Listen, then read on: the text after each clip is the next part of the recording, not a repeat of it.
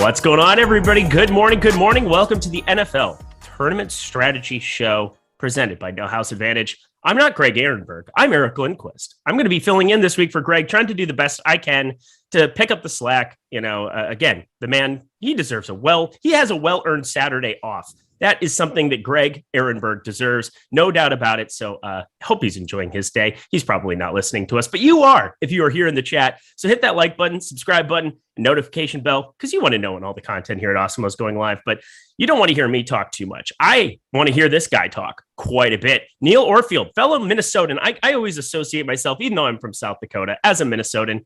Neil over there on the Twitter sphere, Player Q DFS, correct? Is that where we're at? That is correct. Look at that. I can read. It's amazing. Neil, how you doing this morning, my guy? I'm doing well. I'm excited to have you back. I love doing shows with Greg, but he never sings to me before the shows. So that's something that I only get with Eric. Really excited to have Eric back. And Eric just informed me that he's planning on spending all of the cash that he got for his wedding this weekend on this slate. So hopefully we get this right. You're already trolling me. I love it. We have good rapport. I think that that's something that we have in the world. But yes, I was singing Kiss the Rain, which is a song I probably haven't heard in 15, 20 years. I don't know why it came into my brain, but we don't ask those questions when it comes to me, because that is a losing proposition. But we are here to win. We are here for winning propositions. So let's just get into it, because this slate for a 10 gamer is so fascinating. Again, we were talking a little bit about the show. You said you're very, very excited. Your initial thoughts as we're looking at tournaments, because this is the tournament strategy show. What do you like so much about this slate coming up on Sunday? Oh, I just like that it's a 10-game slate, so it's easier to break down. I'm no more excited than I usually am. I'm not super confident. I was super confident. I actually felt really good last weekend, and it didn't go that well for the most part. I was really excited to play the Browns against the Lions, and Baker Mayfield is off. Something's off with him. They were terrible. So doesn't he have a million injuries? Yeah, he does have, and that was something that I didn't realize when I got excited about him. I didn't realize that he had more than just the torn labrum. He has a bunch of different ailments, and then the weather was not great, so it didn't really go my way. But so I'm excited to wash that taste out of my mouth, I guess. Okay, well, let's get you some mouthwash. Crest, it's delicious. Or Listerine. I kind of prefer that. Do you have a preferred mouthwash? Because that's what people want to hear us talk about right now. I know that I do have a preferred mouthwash. I couldn't tell you which one it is. When I see it, I know it, and then I use it. Cool story, bro, by us. All right, quarterbacks. That's where we start. You guys go position by position on this show. And, I think looking at DraftKings and FanDuel, that's primarily where we're going to be spending our time today. So, again, we love a lot of other sites here, but this is NHA, and we are talking some DK and FanDuel here for them. But the quarterback position, I know Cam Newton was a guy. I caught maybe like 5 minutes of your show from last week. Cam Newton was somebody that you had talked about quite a bit. If I do recall correctly, but looking at the top of the ownership that we have going right now, Justin Herbert, my boy. I know that we're both Viking fans, and Skol, let's go. We need this one Sunday. Justin Herbert sitting at the top alongside Tom Brady. I love this slate. I think the fun thing for tournaments is you have the one game that's a 53.5 total. You have nothing else that's remotely close. You have 49, and that's Minnesota and San Francisco, which I still don't know what I want to do with. So I guess we should start with the Justin Herbert, Tom Brady talk. Do you have kind of a preference between those two at the top end of the ownership on DK? Yeah, I think I prefer Tom Brady. So he doesn't look great in the boom bust tool. 9.4% projected ownership, 5.7% boom probability, 5.2% optimal lineup probability. And that's something that I look at a lot for most of my plays. But in this case, Tom Brady has a 16% top stack odds. So that's really good relative to his 9.4% projected ownership. He's playing against the Colts. The Colts have a great rush defense, but not a great pass defense. So I imagine they'll be throwing the ball a lot, and he's Tom Brady. He's going to throw the ball a lot anyway. So I just like Tom Brady, and I like that he has pretty clear-cut stacking options. So I think my preference there is for Tom Brady, but I like them both to some extent. Justin Herbert, kind of a neutral play in all of the tools. 9.8% projected ownership, 8% boom probability, 8.9% optimal lineup probability, but then a 9.7% top stack odds. And that's something that, so now I'm using top stack odds a little bit more this week. After listening to Alex yesterday on the Contrary show, he was making the point that one of his fades this week is going to be some of the rushing quarterbacks, because even though they look great in the boom bust probabilities, it's hard to know who to pair them with, or those stacks don't come to you as clearly, and you kind of need that correlation. So I'm factoring in top stack odds a little bit more this week, and that leads me to more Tom Brady. It's the Jalen Hurts conundrum because he's just one piece of the puzzle. That's the way that I think about it. When it comes to stacking up a quarterback, I like when you have somebody, Devonta Smith, one of the guys in the boom bust tool, who's absolutely at the stone cold worst end of the end. Now that he's up to 6,400, that price is continuing to increase. And 20 isn't going to necessarily get it done for you at 6K. Whereas when he was down mid fours, mid fives, you could still find a path there to stack him up with Jalen Hurts and get there. But when you get Jalen Hurts or a rushing quarterback, that's just one piece of the puzzle. When you play a guy like Tom Brady, if you're going to win a tournament, you're probably already getting the other two alongside it, whether that's Gronk, who's cheap on DK, whether that's Godwin, who has such a large target share here lately. He's been just a lot more targets than Mike Evans in the last couple. So, yeah, you're able to kind of combine three pieces of the puzzle together rather than just one. So I love that take. For me, I've always kind of focused more, even with rushing quarterbacks, whether it's a Cam Newton, I'll still try to find ways to pair him or force some kind of a stack because playing a guy naked is just so hard to get everything else perfect. I think that's probably the easiest way to explain it, but no surprise. I like Tom Brady a lot too. I think that it makes a lot of sense to stack up the 53.5 total game. Why the heck not? Especially when the guy is, have you looked at PFF's graded quarterbacks this season? I have not. Okay, check this out. Number 1, Tom Brady. Okay, that's making a lot of sense. Number 2, Kirk Cousins. Number 3, Justin Herbert. Number 4, Mac Jones. That's through 11 weeks of football. Holy mother of God. Wow, that's wild. And I got the dog bark. I mean, yeah, it's like a little bit of my wet dream. I mean, Kirk Cousins, Justin Herbert, I'm kind of a stand for both those guys. And Tom Brady is just Tom Brady. So, and Mac Jones just kind of elevating his play. New England, they're a problem. We're going to talk about them here a little bit too. But Tyrod Taylor, another guy who's gaining a ton of traction. This Houston Jets game is a very fascinating one, mainly because you talk about run backs. I don't even know how do I want to run anything back there. But for sure, the Brandon Cooks and Tyrod Taylor stack is going to be something that is utilized quite a bit. Only a 23.5 total here for them right now. But what is your interest level in Tyrod Taylor this week? Yeah, I have some interest. So he's a play that in past weeks I probably would have gone well over the field. But like I was saying, I'm using the top stacks tool a little bit more to factor in my decisions. But you can stack them up with Brandon Cooks. And I usually do love these kind of games where it's just like two bad defenses, two teams that nobody really gets excited about. Like people don't look at that game and say, I want to play Texans and Jets players. But those are situations that I really love. I love to take advantage of those spots where it's two bad defenses, two kind of underwhelming offenses as well. You don't really know what's going to happen. If the defense are going to win out, the offenses are going to win out. But I like to sprinkle those plays throughout my lineups. So I have some interest for sure. I'm going to be playing some Tyrod Taylor at 5,300. He's got an 8.6% projected ownership, but a 13% boom probability, 10% optimal lineup probability. You love those relative to his ownership. The 5.4% top stack odds you don't love as much, but it's pretty clear that you can pair him with Brandon Cooks. I don't mind the run backs. I think that the running backs for the Jets look okay. Some of the wide receivers look okay too. So I imagine I'll be getting to a fair amount of that game actually.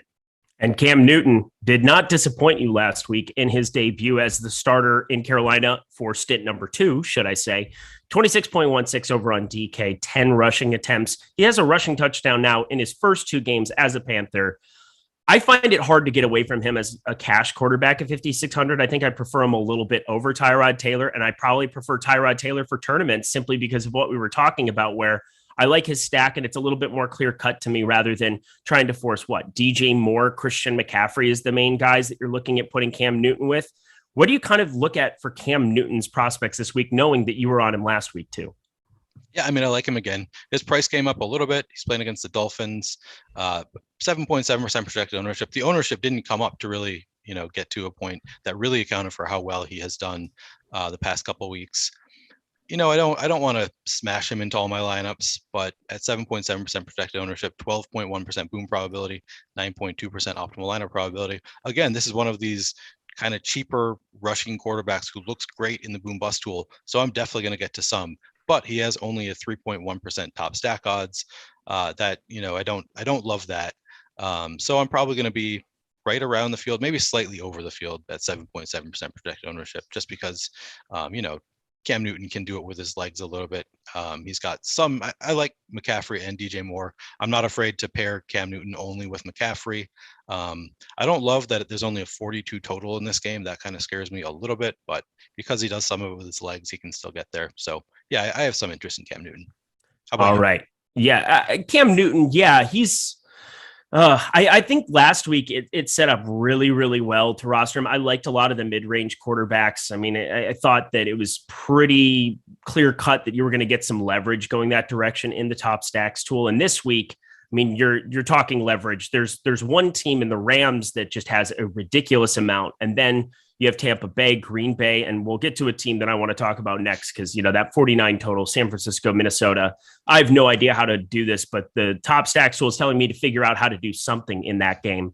I'm with you. I think Cam Newton is still a good play here this week, but I think people probably feel a little bit more comfortable than they did last week. I'm seeing him popping around the industry. We have him currently projected on DK, 7.7% ownership.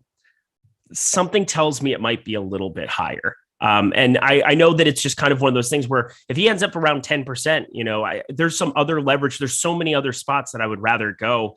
I mean, Justin Herbert is somebody that I'm normally on as well. I'm a little bit lower. I mean, at 24, just under a 25 point total there in that game. Those are two kind of confusing things to me when they're going to be super chalky. And, I know Herbert's down to 6,600, so that's why he's popping in a certain way. But for me, I'm just trying to capture all the upside I can. And I think that there's some unexpressed upside in other spots. So maybe a little bit more clear cut for me where I'm going to play Cam and cash. And I'm just going to try to get away from him a little bit more in tournaments simply because I think there's clearer stacks in other places. Okay, that makes sense. Okay. And now we're going to talk about the guy that I don't want to like him. I hope you can tell me that I shouldn't like him because I know we're cheering for the same thing as actual football fans, but Jimmy Garoppolo this week, I think he's going to be one of my highest owned quarterbacks in tournaments. What do you think about him considering the top stacks tool is in love with this guy? 7.9% top stack potential for San Francisco. That's fourth on the board out of 20 total teams. 2.9% leverage here. And you have so many great options to run back from Minnesota. I mean, Cook, Thielen, Jefferson all got there against Green Bay in a meaningful way. And, if one guy pops, yeah, you can talk about it kind of being interchangeable, but I just keep playing Justin Jefferson and I'm pretty happy in tournaments that direction as a run back. How do you kind of see Jimmy Garoppolo performing in this spot? Yeah, I mean, like you said, it's one of the highest. Is it the second highest total? Second highest slate? Total on the board, yeah. 49. He's got 5% projected ownership. They're expected to win the game. 7.9% top stacks probability. His boom bust tool, he looks fine. He's kind of a neutral play in the boom bust tool. 4.9% boom probability, 5.5% optimal lineup probability relative to that 5% projected ownership. That's fine. But then the top stack odds of 7.9%, and that's the top stack odds. It's usually raised by how good the receiving options are and how concentrated the offense is. And in this case, it's pretty concentrated. Deebo Samuel looks great in our tools. George Kittle looks really solid. So you kind of know who you want to pair him with. 5.0% projected ownership. Yeah, it's hard not to like Jimmy Garoppolo. I'm not sure how much over the field I'm going to be. I'm not sure that he's going to be one of my highest owned players like he is for you, but I'm definitely going to be getting to over the 5% projected ownership.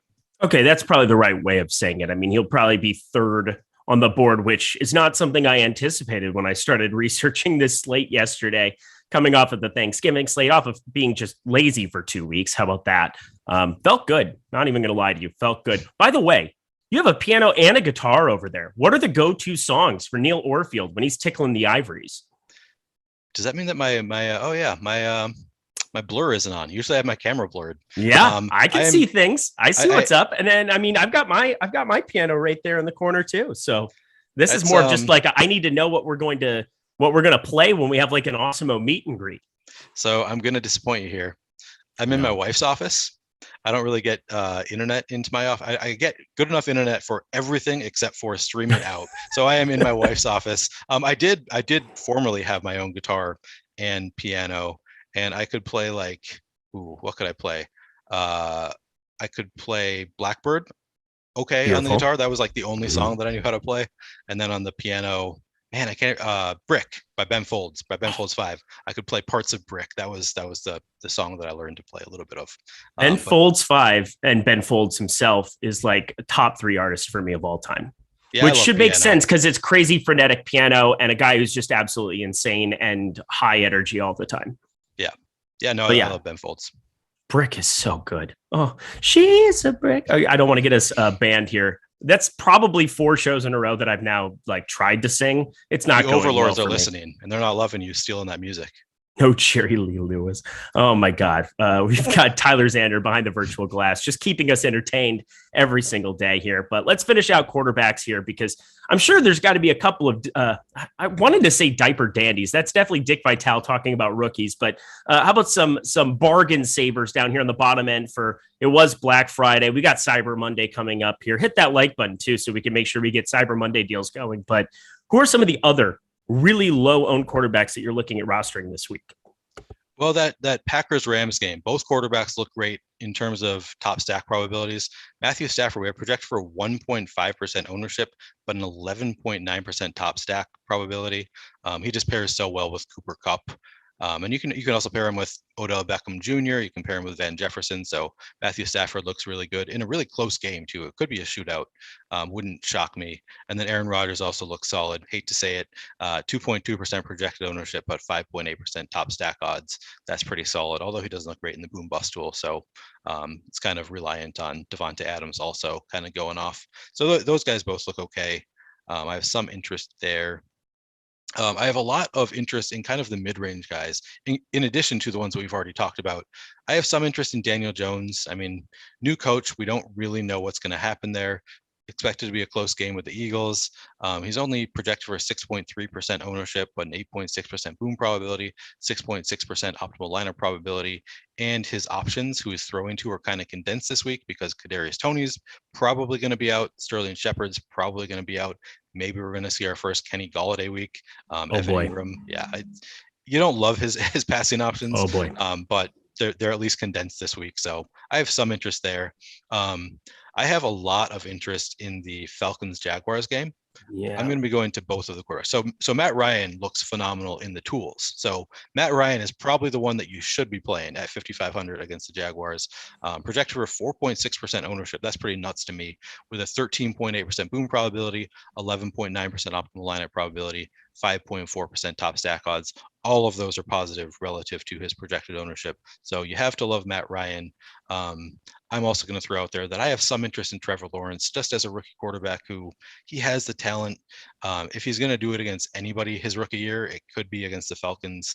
5,400 only projected for 4.6% projected ownership. He doesn't look as great in the tools. He doesn't look great in the tools at all. He's kind of more of a gut play for me.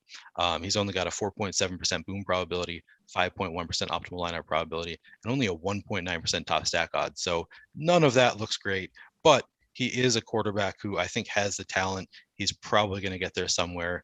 You love that he's playing against the Falcons. He adds a little bit with his legs, so I can't help it. I have some interest in Trevor Lawrence. The only real issue for me with Trevor Lawrence is I don't really know who to pair him with. Do I want to pair him with Dan Arnold? I mean, they're talking him up now. They're saying they want to get him the ball a little bit more. Are you serious when you say Laviska Shenault, or are you trolling all the people who loved him and now he's been terrible all year? I'm trolling myself. I mean, he's one of my higher owned best ball dudes. So, I mean, if I'm making fun of anybody, I'm making fun of myself in August, just clicking Laviska Shenault's name over and over and over and over and over and over and over and over. That was fun. See, I enjoyed doing that too. I think you have to be playing a little bit of Laviska Shenault this week against Atlanta. I mean, Atlanta has been outscored 68-3 the last 2 weeks. I'm just throwing it out there. They're not very good at football. Matt Ryan, one of the more frustrating guys here as well. When I have as much Kyle Pitts, I now have Cordero Patterson, who hopefully will be out there this week. Somebody that was popping a little bit in our projections. I was running some early stuff here yesterday, today, and he was somebody that was just getting to an irrational amount against Jacksonville. And I know James Robinson, another guy we'll be talking about here in a second on the other side of that. For me, that's really what it is I think James Robinson is going to be a very popular running back. And what's the best way to get leverage? Well, you play that stack and hope that you can get some lever. Well, what am I trying to say? So it's just a complete pivot that you're getting to going to Trevor Lawrence, going to Laviska Shenault, going to, God forbid, Marvin Jones, Dan Arnold, but Laviska Shenault they're talking about. And I just got to believe that he's a dynamic enough playmaker. You get the ball in his hands against Atlanta, good things could happen. So I think I'll probably be with you as well there. more individual ownership towards LaVisca, but I will have a little bit of Trevor Lawrence as well. And the last guy that I want to throw out there, because I mean, he's just consistently getting it done. Tennessee, they're going to be the hardest team for me to figure out. We're going to talk about Hilliard next segment, but I really like on the other side of that Mac Jones. I already said he's number 4 in PFF's grading. And yeah, they have 2 running backs there that have been phenomenal. Damian Harris, Ramondre Stevenson. They're both questionable. You take both of them off the field and you put Bolden on there quite a bit. It could be one of those spots where Mac Jones has to go out and win a football game. What do you think about Mac Jones pending the running back news? Yeah, it's really interesting because Brandon Bolden's also kind of a receiving back. So I have not been very high on Mac Jones, but I suppose if that running back news comes out that they're both out, he could become a little bit more interesting. They are expected to put up 25.5 implied total. So they're expected to put up some points. He's only projected for 2.5% ownership at 5,400 with a 4.8% boom probability, 3.9% optimal lineup probability. Those are pretty solid numbers as is. I wonder if they'll go up even more if the running backs are both ruled out. 1.9% top stack odds. You don't love that, but he has 3 receivers who all are playable in my opinion. I mean, Jacoby Myers is obviously your favorite. He looks good every week in our tools pretty much. And then you've got Kendrick Bourne looks okay. And I think Nelson Aguilar also pops a little bit this week, has some positive leverage. So yeah, he's got some good receiving options. He's been a great quarterback this year. So I don't hate that play. Yeah, that's kind of something I've got my eye on. I don't think people react similar way to the NBA. People don't always react to the position that isn't necessarily the most correlated to the replacement. Like, getting somebody like Mason Plumlee ruled out yesterday, that bodes well for Gordon Hayward in the same way that it would bode well for PJ Washington. We're looking at a spot here where Mac Jones, you just have to kind of change what that game plan is going to be, because you get Ramondre Stevenson and Harris out of there, who have been performing so well, and make it so easy for them to just ground the game quite a bit and make it easier on Mac Jones and let him play within it. If he has to go out and win a football game, they're at home. And I just think that there could be some unexpressed upside there. Bolden, I would expect to become the lead back there, becomes a clear stack option as well. And then, as you said, decent enough stacking options that exist there. You've got Hunter Henry and Jonnu Smith that are both questionable coming into this game. So I think you're going to have a pretty clear-cut path to playing some Mac Jones, and he's under 2%. That's really the most appealing part of the entire thing. If he were to get steamed up to 5-6%, maybe not nearly as much, but I really do like him as a really low-end option. Anything else from quarterback for you before we move on? Some interest in Tua, just at 2.9% ownership. He looks good in the boom bust tool. We touched on Tyrod Taylor a little bit. I think that we have pretty much covered anybody that I had significant interest in. I think we're good. Let's jump ourselves on over to some running back here. But first, just hit subscribe. Do all of those things that help us out here at Awesemo. We've got so many free tools, so many free shows, so many other things, and hitting that like button takes care of a lot of it for us. But if you want to jump in and get that weekly pass, it's $29.95 right now for that weekly pass. Player projections, ownership projections, premium Discord, lineup builder, the boom bust tool that we're referring to constantly, the top stacks tool, which is the most important part for me of going through my process for the NFL every single week for tournaments. And right now, use NFL Strategy Show, all caps, one word, NFL Strategy Show for 25% off your first week of Awesemo Plus Platinum. Yeah, just stop guessing, start winning, and activate that now. Let's jump over to the running back position here. That's what a lot of people need to have figured out here. Christian McCaffrey at the top of the ownership, and we were talking about him a little bit before the show started. I just want to get your first impressions on him and Jonathan Taylor sitting there at 9K and 9,100. How do you feel about both of them? Obviously, they're great plays, but considering they're expensive as all hell, how do you plan on utilizing them this week? Yeah, I mean, I'll have some of both. So Taylor actually surprises me how good he looks this week, with his ownership coming up to 15.3% owned against the Buccaneers defense. That's pretty good against the run, but he's still got a 14.6% boom probability, 18.8% optimal lineup probability. So I have a lot of interest in Jonathan Taylor against the Bucs. I'm probably not going to be coming up over the field on him, even though, he has a slight positive leverage score. I think there are other options that I'm probably going to get to a little bit more. I'm probably going a little bit cheaper. McCaffrey does not look great in the tools, but he does have a high floor, and obviously he's Christian McCaffrey, has a pretty high ceiling as well. So he's got 19.1% projected ownership, That's pretty high. 11.7% boom probability, 10.8% optimal lineup probability. So you don't love those numbers, but he can get it done so many different ways. It's hard for me to really go too far under the field on Christian McCaffrey. I'd imagine I'm still going to be getting closer to that projected ownership of 19.1% just because, he can do it so many different ways. I really like McCaffrey despite the kind of negative leverage that we have in the boom bust tool. I just think that he's such a dynamic back. As long as he can stay on the field, he can always get there. So hard to fade McCaffrey. I'm probably not going to be over the field, but I'm not going to be too far under the field either. Yeah, our projections just don't like him nearly as much as I think he's going to be the most popular back, I think, on this entire slate. You're getting $100 savings in a better spot than you have for Jonathan Taylor, as you kind of referred to, up against the Buccaneers. It's a volume thing right now. Nyheim Hines got paid some money, and, that kind of deterred me from playing some Jonathan Taylor in some spots where I probably should have been playing some Jonathan Taylor, but 18.8% optimal for Jonathan Taylor, 10.8% for Christian McCaffrey. That's so surprising to me. You just kind of have to take some of the personal bias out of it here. McCaffrey is going to be a stand that I'm probably, somebody that I'm in love with for tournaments, and I'm probably not going to have in my cash. It's such an opposite week for that, because you would normally want to play the guy who's higher owned in cash. I have concerns, I think, on both of them. So yeah, maybe being lighter is the right approach for it. But God, there's no denying that Jonathan Taylor has been exceptional. And Christian McCaffrey, he's been out for a long enough time where he's just getting the wheels going here again. Next up, we've got AJ Dillon. That's obviously pending Aaron Jones here, somebody that will be very, very popular once again at 5,900. He was very popular last week. But James Robinson, the dude that I really want to get your opinion on, because 21.3% optimal percentage that exists for him in the boom bust tool. That's right behind Miles Sanders. Those two guys are just popping up in every single lineup, it seems like, for me. How do you feel about James Robinson this week? Yeah, I mean, I love both of those guys that you just mentioned. They look so great in the tool. It's hard not to love them.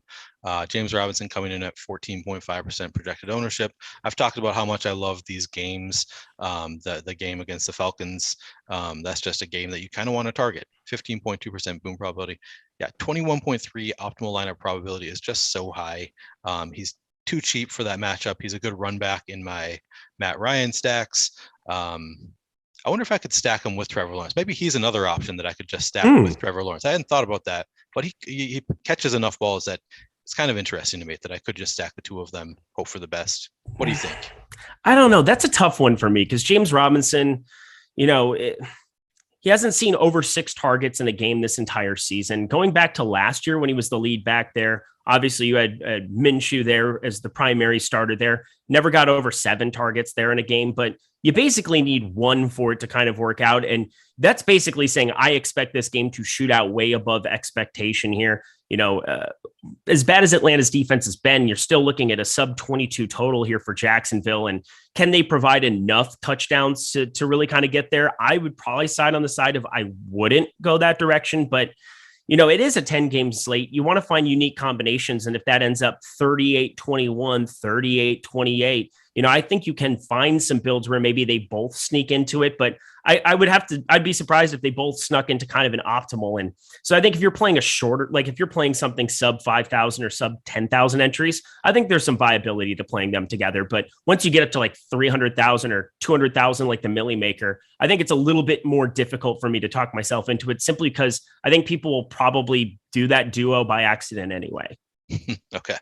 Yeah.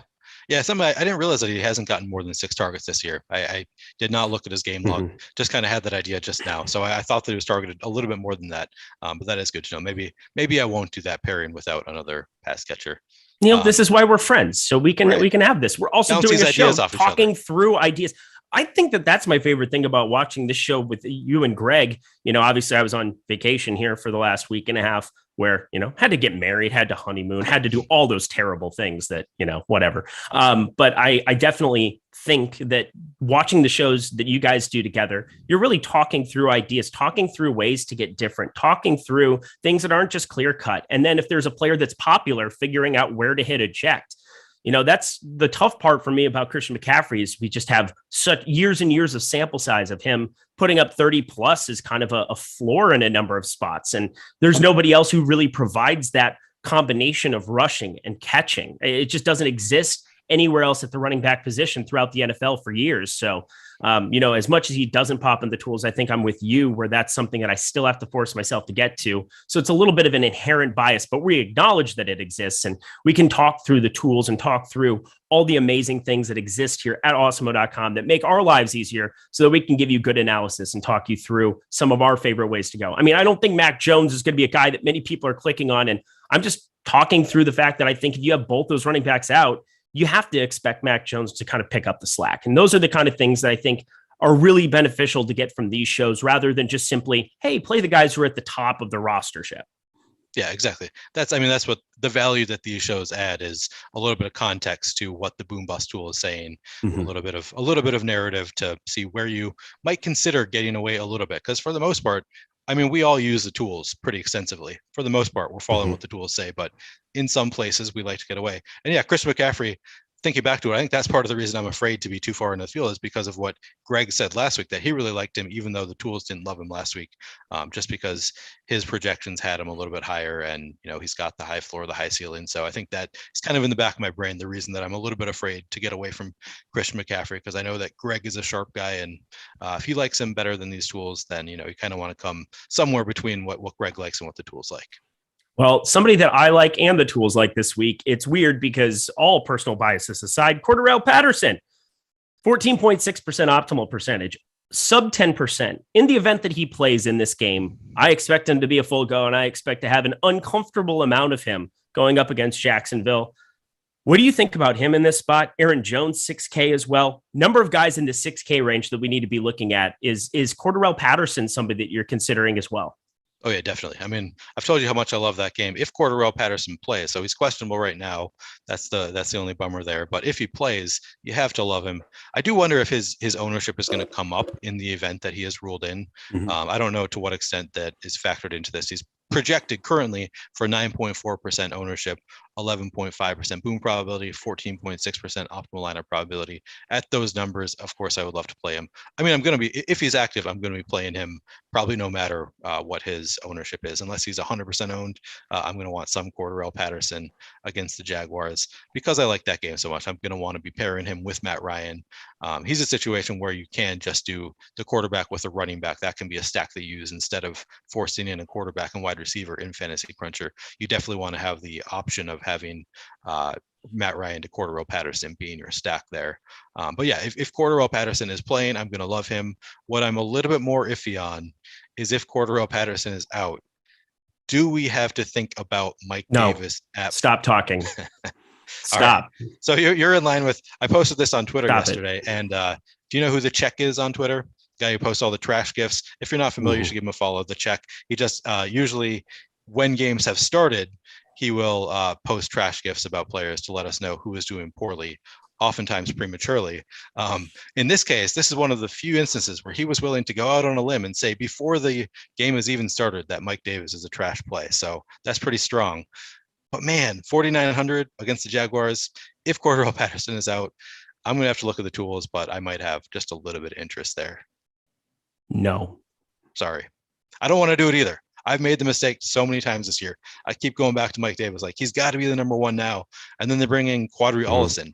But now Quadri Allison is out. So, yeah, I don't know. God. Yeah, no, just stop. Just stop it. If he goes off this week, I'm done because I have been so largely over the field this guy on so many weeks. And, because anytime you can play like 25% plus of a guy who's going to get you 5, you just got to do it.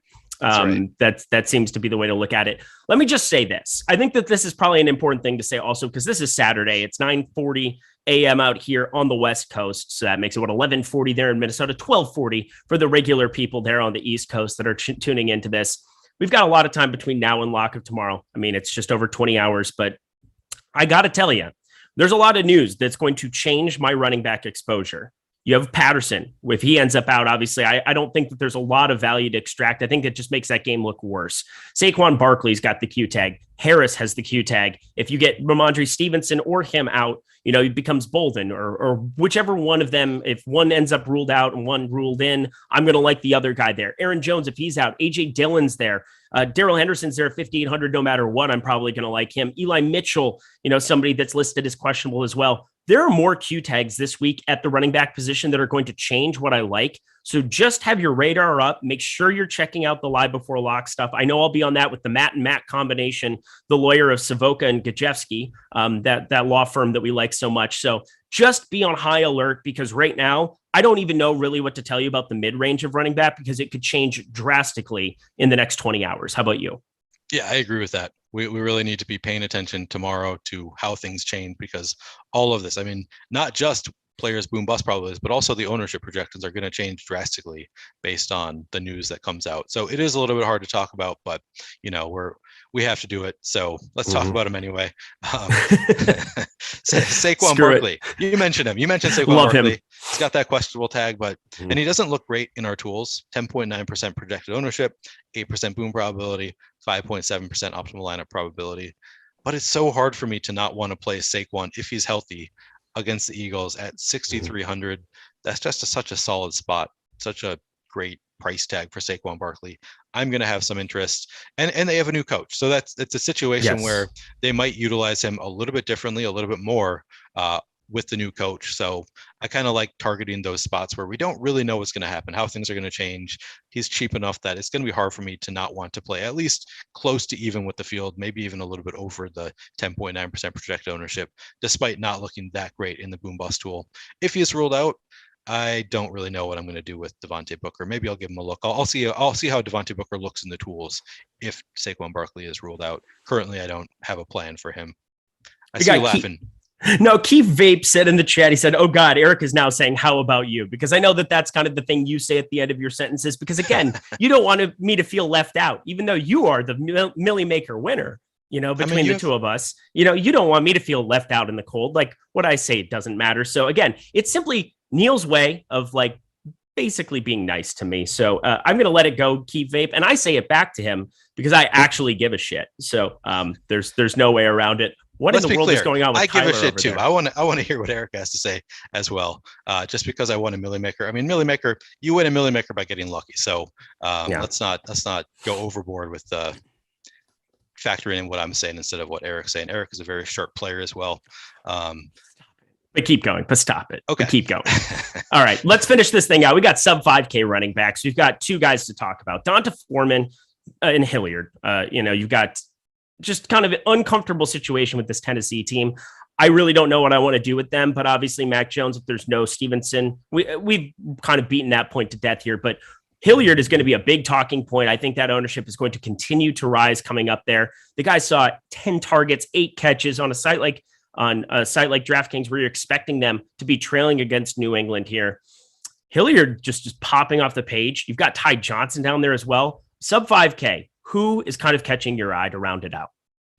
Yeah, so all those guys are catching my eye. Deontay Foreman even looks okay. If he's projected for a 0.6% ownership, but a 2.4% boom probability, 3.6% optimal lineup probability, both Foreman and Hilliard look kind of interesting in the tools.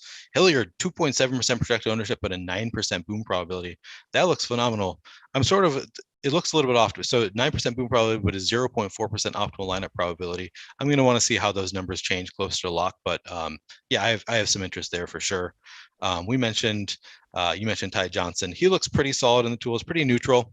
But in that matchup against the Texans have a better pass D than rush D. Their rush D has been pretty bad. So I like playing some Ty Johnson, 9.4% projected ownership, 8.4% boom probability, 9.4% optimal lineup probability. He looks better than his counterpart, Tevin Coleman, 3.8% projected ownership, 1.4% boom probability, 2% optimal lineup probability. I'll have some interest. I might even play a little bit of Coleman, but I have more interest there in Ty Johnson for sure.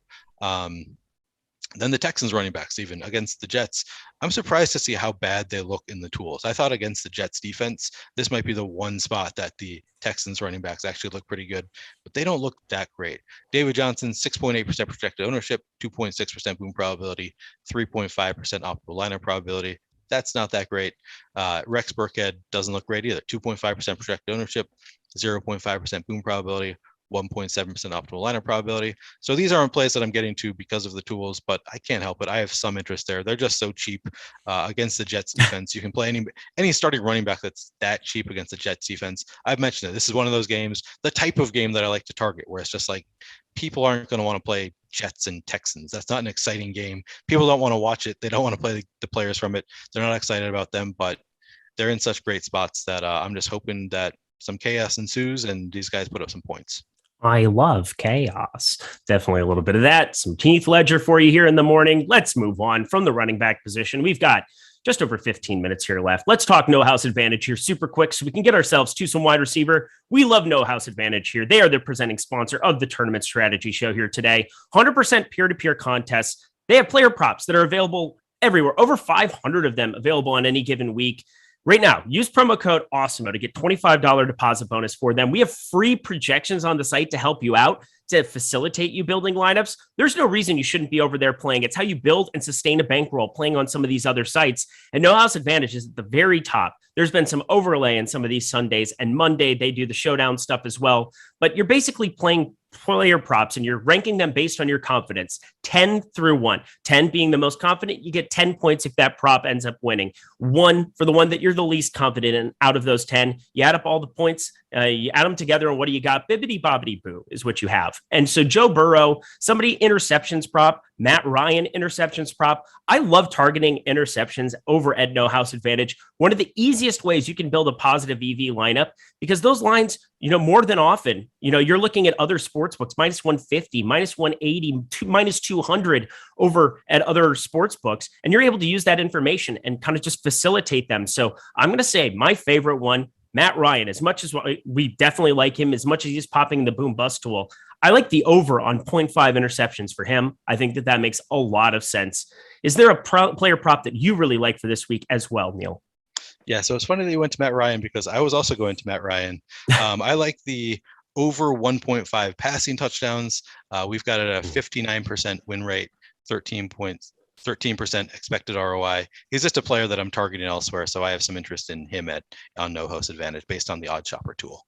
Love that. And you're only going to be able to play one of his props. So, you can play either one of those. I think they're both positive EV. Maybe play 2 lineups and use one for one lineup, use one for the other one, but definitely going to be a team that's going to throw the ball around a lot. They can't run the ball to save their lives, especially if you get no Patterson out there. Best of luck to you, Mike Davis. Godspeed. I hate you. But yeah, that's No House Advantage. We absolutely love playing over there. Use promo code Awesemo, get that $25. Check them out, please, and thank you. All righty, let's get to the wide receiver position because this is really, really, really, really fascinating here on the top end. Chris Godwin, 17.2%. Brandon Cooks, 17.2% in our last run as well. Keenan Allen, somebody that obviously has a low ADOT, but somebody that is starting to just ascend more and more every single week. He'll be a popular pairing with Justin Herbert here as well. Deebo Samuel, Cooper Kupp, Devontae Adams, 3 studs to pay up for. Talk to me about some of the more popular wide receiver plays and where you're looking at going the most. Yeah, so I really like Cooper Kupp. He's got positive leverage in the boom bust tool, only projected for a 14.7% ownership, but a 15.5% boom probability, 16% optimal lineup probability. We already touched on how good the stack looks in the top stacks tool. You can just play Matt Stafford with Cooper Kupp. And then you can also throw in, if you want to do a double stack, Van Jefferson looks good in the tools, 3.4% projected ownership, 4.1% boom probability. I'm getting away from kind of the top end receivers here, but I kind of like to go team by team once I start talking about somebody a little bit. 5% optimal lineup probability. So Van Jefferson is positive leverage in the tools, but I kind of have some interest in OBJ as well. Me too. Yeah, I hate this guy too. I hate OBJ, and he's somebody that I'm gonna have a lot of this week, and I already hate myself. I already despise every fiber of my being. So we're both kind of going against the tools in this case with OBJ. He doesn't look great currently, and this could change close to a lot, but currently OBJ only projected for 1.2% ownership, 0.1% boom probability, though, and a 0.1% optimal lineup probability. I assume that's going to change closer to when the games start. I think at this point he's had 2 weeks since the last game to kind of acclimate himself to that offense, and that was necessary. I mentioned on a show, a Monday Night Football show, I think, that he, is a very different offense that he was going into. They use a lot of pre-snap motion, the Rams do, and the Browns do not. So it was a very different situation for him. So I think in their last game, he was not really acclimated to the offense yet. Now he's had an additional 2 weeks. I'm really interested to see what Matthew Stafford and Odell Beckham Jr. can do together. So I definitely have some interest in OBJ at 5,000, despite currently not looking that great in the tools. I have interest there. I'm glad to hear you say that you do as well.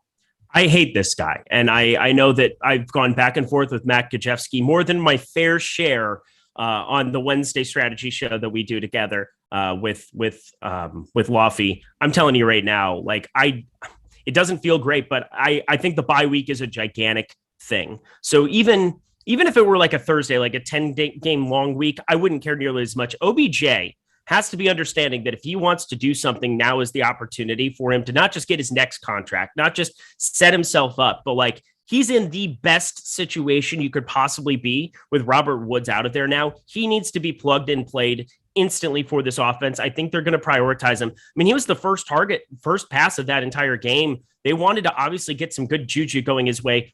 Didn't know the offense well enough, only played 15 of the 55 total offensive snaps for the Rams in that game. But coming off a bye week, people like to play people that they just saw. It just tends to be the situation. It's a recency bias thing as well. So if he's going to go completely overlooked, 5K, I like that his tag isn't like 4K, which is what he probably deserves at this point. But I'm definitely going towards Odell Beckham this week as well. And I can't believe I just said that out loud. Yes, I feel the same way as you. God, is it awful. Let's talk San Francisco. Deebo Samuel. I think he's just incredible as a player. I think I've missed the boat on some of his upside now that he's 7,900, whereas he was, 5,900 week one. So that thing has just ascended. Brandon Ayuk is a guy that's now starting to get a little bit more involved offensively. I said that I have an uncomfortable liking for Jimmy Garoppolo as well. I'm just going to hate all my lineups going into Sunday. That's just going to be the way that it is. And maybe that'll kind of change. And Brandon Ayuk isn't a guy that's popping in our tools, but now I'm noticing 8 targets, 7 targets in 2 of his last 3.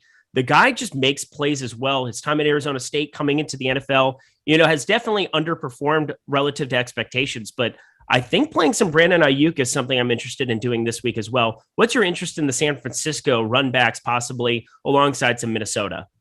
Yeah, so Deebo Samuel looks phenomenal in the tools, and I like to play him. I mean, even independent of that, he's 15.2% projected ownership, 17.2% room probability, 16.7% optimal lineup probability. Those are all positive relative to his projected ownership.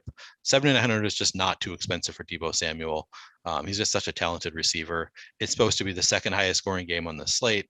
San Francisco is expected to win, so all of this makes me think that Deebo Samuel has a really good shot at putting up pretty substantial fantasy numbers this week. And then Brandon Ayuk, yeah, like you said, doesn't look great in the tools, but 5.7% projected ownership is not that high for a player in a game with this high of a total who has been targeted a lot more lately. So yeah, I have some interest in Brandon Ayuk as well at 5,300. I think Deebo is my main focus. I'm going to have more Deebo for sure, but I think that Brandon Ayuk is definitely a fine play as well now that he's getting involved and he's shown some talent. Even though he struggled a lot early on this year, he was great last year and he's been picking it up a lot lately. So wouldn't surprise me if they keep going to him more and more. Is Jalen Waddle seriously going to be under 10% this week on DK? 5,900. Yeah, I don't know. I mean, the ownership projections that Awesemo has on the site are better than I can do. So maybe. No, there's no doubt about it. But for me, it's just simply there's nobody else there to catch footballs. And Carolina's been historically pretty good against the tight end position here this season through 10 weeks. I think he's going to be one of the higher owned wide receivers that I'm getting to here as well. Jalen Waddle in the tools right now, 11.7% optimal rate, 8.1% ownership. So there's some massive leverage to be had at the wide receiver position going to him. I believe he's the 5th most leveraged wide receiver to get to next to, Russell Gage. I don't even want to look at that anymore. But Jalen Waddle, how do you feel about him sub 6K? And then there's just a plethora of these 5K guys. Michael Pittman, T. Higgins, Mike Williams is down to 5,700. Jerry Jeudy. Can we just roster a zillion 5K wide receivers this week, please? And thank you. Yes, I think we can. Jalen Waddle is definitely interesting. He gets so many targets. I think his floor is pretty high just because of the number of targets that he gets. He's going to have a ton of receptions. It's just a matter of, can he actually get some yards out of those receptions? Can he score a touchdown, break off some big plays? I think that he can. Our tools like him. So yeah, I'm going to be over the field on Jalen Waddle at 5,900. At least I expect to be over the field on Jalen Waddle at 5,900. I have a ton of interest there. Mike Williams, I don't know if you mentioned him, but yeah, he looks great in the boom bust tool. Yeah. So I definitely have interest in Mike Williams against the Broncos. 7.5% projected ownership is pretty low with a 10.8% boom probability, 11.9% optimal lineup probability. That's one of the more positively leveraged receivers at our disposal this week. So I have a lot of interest there. DJ Moore, I have some interest in. If I'm playing Cam Newton, I'm probably going to want to pair him with DJ Moore against the Dolphins. 10.2% projected ownership, 11.3% boom probability, 13.4% optimal lineup probability. I'm realizing we're short on time, so I'm just going to. Oh, no. I was going to just ask Tyler, how much do you love us? Tyler, you can go. Yeah. You're going to need the whole group. Well, I'm not effing leaving. All right, then. Yeah, there you go. There's the answer. So take your time. We've got 10 minutes. There's nobody coming on afterwards. And Tyler is so enthusiastic to be hanging out with us. Thank you, Tyler. There he is. Let's go. We missed 5 minutes on the front end, though. We started at 9:05 out here. So I don't feel so bad about it. We're going 10 over. Let's go. Good. Take your time. Brandon Cooks, we've talked about him a little bit. I've talked about how much I love that game, Texans versus Jets. He has a slightly positive leverage score, 17.2% ownership. I'm kind of surprised that he has a positive leverage score with a 17.2% ownership, but 17.3% boom probability, 19.6% optimal lineup probability. He's just the best receiver there by far. So he's a great play. Both of the Colts receivers, or two of the Colts receivers, I should say. I guess they have more than that. But I have a lot of interest in both Michael Pittman and T.Y. Hilton. Michael Pittman has an 11.8% projected ownership, but 14.2% boom probability, 17.3% optimal lineup probability. That's pretty massive for Michael Pittman against the Bucs, who are a bit of a pass funnel defense, although they're pretty decent against the pass as well now. I think they've been doing better and better throughout the year. T.Y. Hilton, 2.8%. Can I say one thing about that before you move on? Yep. I think the biggest mistake you can make this week is pairing Jonathan Taylor with Tom Brady and that offense in game stacks. I just strongly believe it, because if Jonathan Taylor at 9,100 is going to hit a ceiling against this Tampa Bay team, I find no way around it. It's got to be Michael Pittman and T.Y. Hilton with the bring back for Tampa Bay, not Jonathan Taylor. I know people are going to do that too, because Jonathan Taylor just scored 5 touchdowns and people aren't nearly as averse to stacking up running backs, but it is not positively correlated to do such things. Like it's really something that I like to do more is like the secondary stack, where I'm looking at a running back, maybe with a wide receiver, where I don't need the entire game to go completely nuts. I'm looking for a big play out of my running back and then a big play or, volume out of my wide receiver. But Jonathan Taylor is just so expensive. It's hard to get him in with Tom Brady and Godwin and whomever else anyway, but people are going to force it in. It's going to happen. Don't do it. Go T.Y. Hilton, go Michael Pittman. That's my soapbox. Continue with T.Y. Hilton. Right. So yeah, 2.8% projected ownership, 4.8% boom probability, 6.1% optimal lineup probability. T.Y. Hilton looks great at 4,000. And I will just echo what Eric has said. I believe Alex said the same thing yesterday on the contrary, that he's a lot more interested in Michael Pittman as a bring back than Jonathan Taylor. Yeah, you should go back and watch it, because I think that he agreed with you on that. I was watching it for a second. I was going back and forth. I was writing an article at the same time that it was on. And so I kind of was listening to bits and pieces, but I'm glad that he said that, because that reaffirms the fact that I am smarter than I thought I am, or something. Yeah, maybe. For sure. Tyler shook his head. All right, whatever. Wide receiver, last guy that I want to throw out here from this bottom sub 5K, and then we'll talk whatever else you want to talk about wide receiver. Corey Davis, 4,800, Jets, Houston. We both talked about liking Houston. It's disturbing. Corey Davis, he has been the guy that Zach Wilson has leaned on the most. It has been not pretty. It's been some up and down weeks here in recent weeks for Corey Davis. Obviously, he missed 3 weeks there in a row, 8 through 9. Missed 2 weeks there, missed 3 weeks total in the entire season. It's not been good for the Jets, but if there's going to be a spot to roster some Corey Davis alongside some Tyrod Taylor, I mean, is he somebody I can talk you into, or is Elijah Moore going to continue to just get better and better in this offense? Yeah, so of the three of them, Corey Davis looks the best by far in the tools. Elijah Moore, 5,600, 5.4% projected ownership, 2.4% boom probability, 2.3% optimal lineup probability. That's not great. I'm probably going to be about even with the field at 5%, I think. I think Elijah Moore has come on a little bit lately, so I have some interest there. But yeah, Corey Davis is the one that I have the most interest in of the three. 10.1% projected ownership, 10.1% boom probability, and then a 12.8% optimal lineup probability. He's just too talented at 4,800 to be that low owned. So I'm gonna be over the field, I think, on Corey Davis. And then Jamison Crowder looks fine in the tools as well. I'll probably be around the field at 7.2% projected ownership on Jamison Crowder. Anything else for you from the wide receiver position that you have like a burning desire to throw out there? Oh, not really. Russell Gage, you mentioned you hate him, but he looks okay in the tools. I'm probably going to play some Russell Gage. I have some interest in basically all the receivers in the Steelers versus Bengals game. Jamar Chase, T. Higgins, Tyler Boyd, Deontay Johnson, Chase Claypool, James Washington.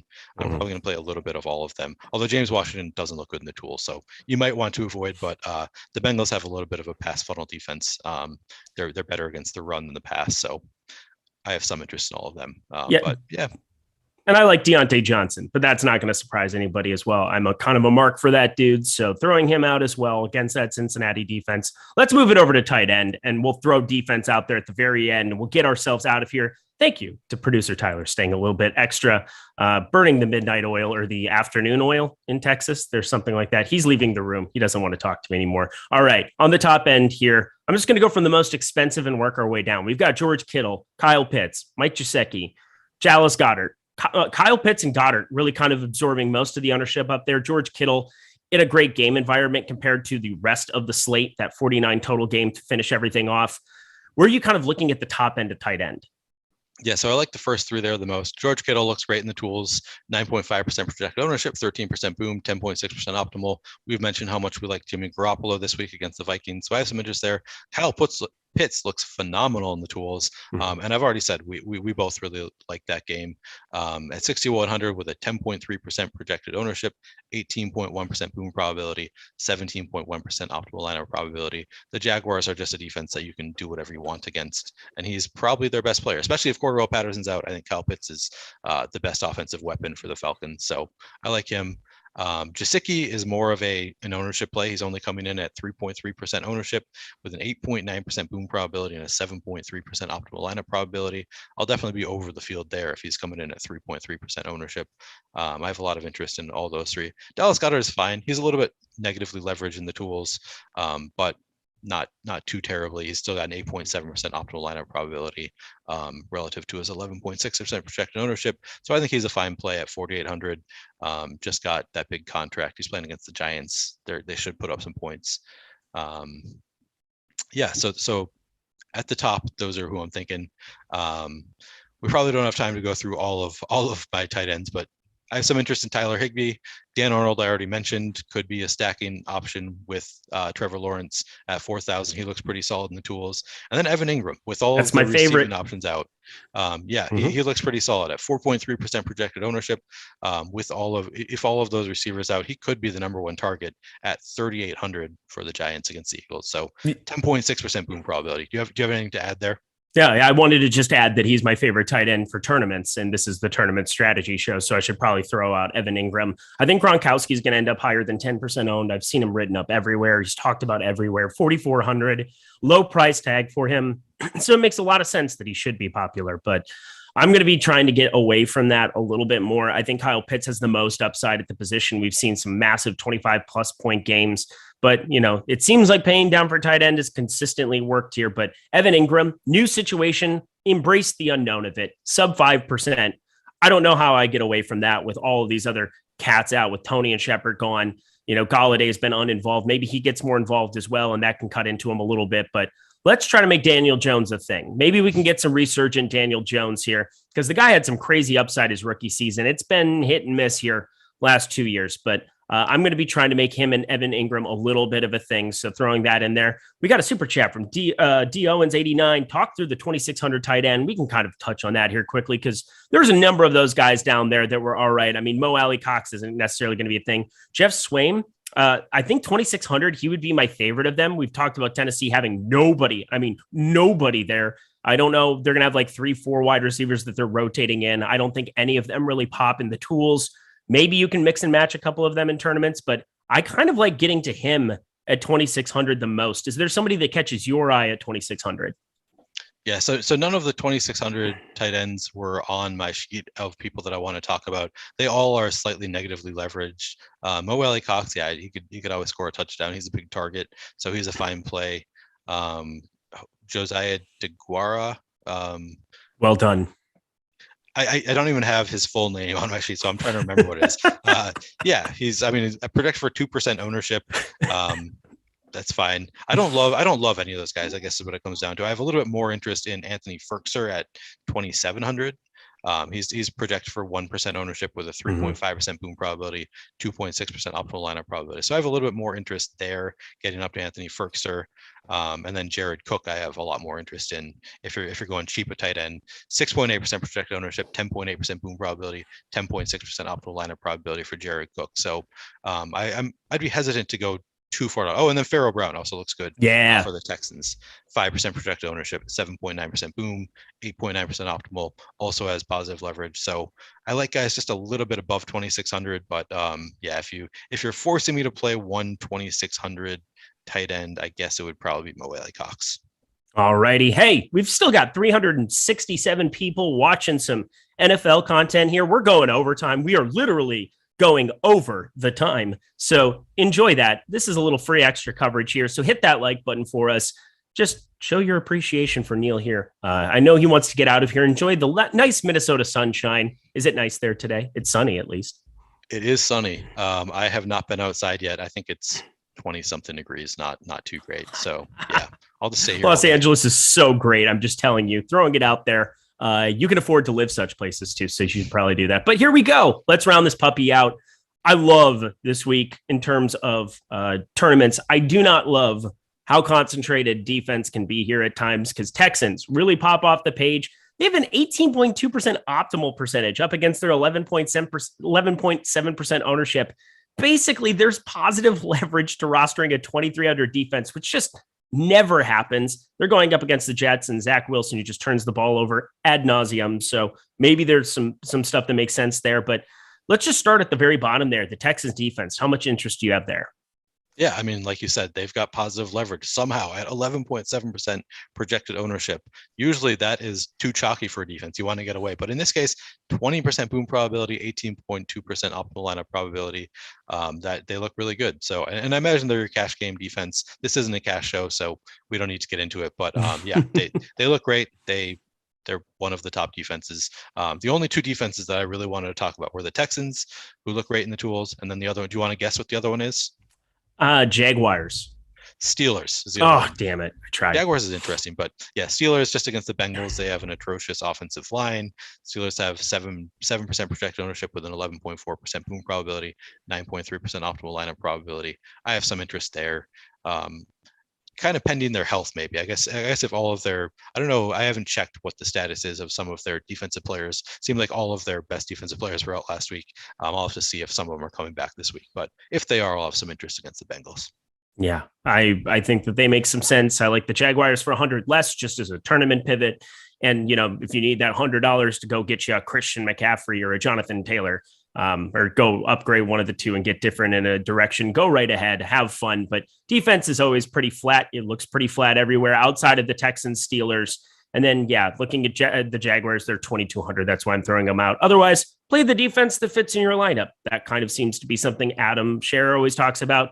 Tends to work out more than it doesn't. Guys had an unbelievable NFL season. But that is the NFL Tournament Strategy Show. Man, Neil, we got through it all, my guy. That was not so bad. I mean, it was only 63 minutes here. I mean, we went like 2 minutes over expectation of an hour. So thank you so much to Tyler Zander for hanging around. But Neil, any final words for the people from Minnesota? Enjoy this beautiful day. Gotta love these 25-degree days while we have them. Man, that was some like Buddhist monk type wisdom. Just go enjoy the beautiful day, everybody. And you know what? If you want to stay inside, like I'm probably going to be so I can study more NFL. We have a bunch of shows coming up. We've got an NFL live show coming up with Aton and EMAC. That is at 3 p.m. Eastern time. Then the NBA Deeper Dive, Aton and Steve leading that one up. Finally, the NBA Live Before Lock show. That's Terry and Mr. Lamarca leading you guys up to lock with the extra half-hour bonus round at the end of that. He's Neil Orfield. He's won a Million Maker. I'm Eric. I've won my home league once or twice. It's good times. We'll see you later.